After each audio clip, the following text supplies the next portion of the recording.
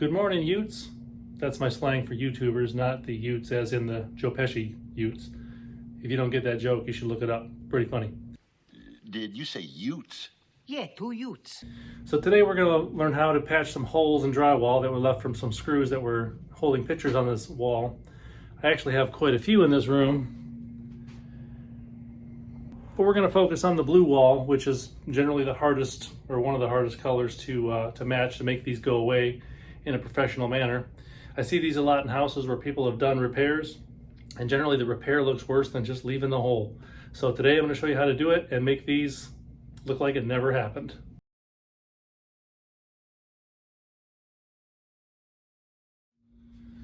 Okay, first thing we want to do is scrape the excess from around the holes, get rid of anything that's loose. I'm just using a regular old, and I mean old, this knife is just a 4-inch drywall knife. Probably had it for, I don't know, 100 years or so. But she's been good to me, so we'll keep her around. Once we get her scraped smooth, trick number 1, most important part, take the back of your putty knife or whatever tool you're using, stick the corner into the hole, mash it down as hard as you can, and make a nice divot.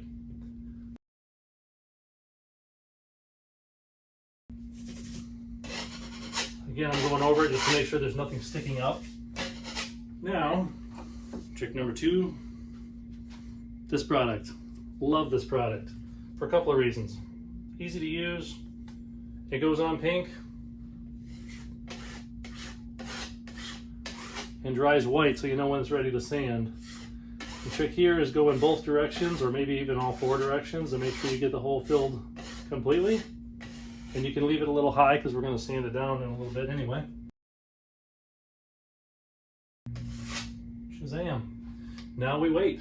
And through the magic of my editor, okay, we're back. And our filler has dried. Looks like it's about ready to sand. So turn off my fan, so I'm not blowing dust everywhere. And give these a light sanding, just using a very fine 3M block. Smooth these out a bit. If you can see or feel anything now, this one has some rough edges, so we're going to do another coat on this. Because if you can see it or feel it now, paint is not going to help. It's just going to look worse.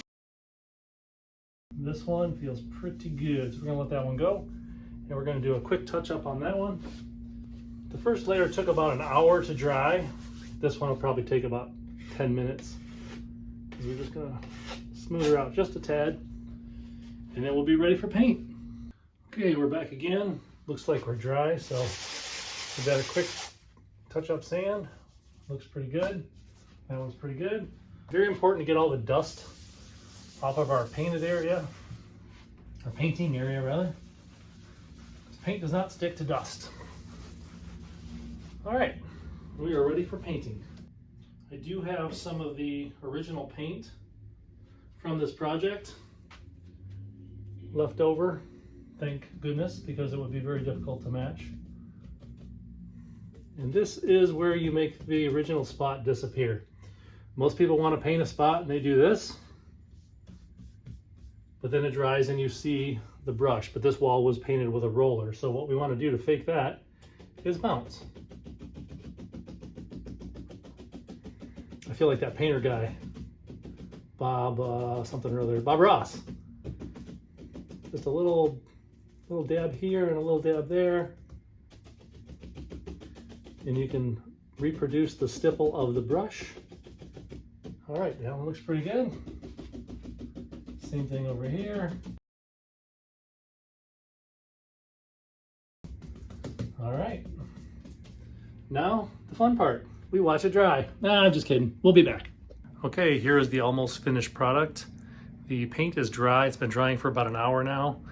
And I don't know if you can see it in the video, but you can still slightly see where the repairs are. But paint is dry to the touch in about an hour, but it actually takes about 24 hours to completely dry. And while you guys were away, I did the 7 holes that were on this wall as well. And you can see the color difference on that paint.